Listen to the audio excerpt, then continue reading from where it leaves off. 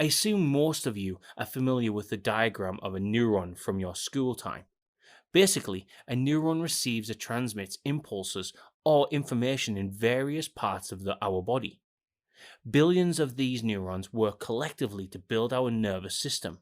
For example, if your finger is burning on a candle flame, neurons on the finger receives this information and the information is transported by the ascending neurons to the central nervous system.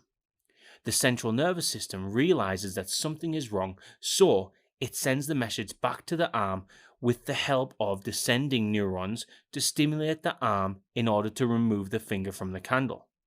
So, to sum up, nerve impulses travel throughout your body thanks to specialized cells called neurons in your nervous system.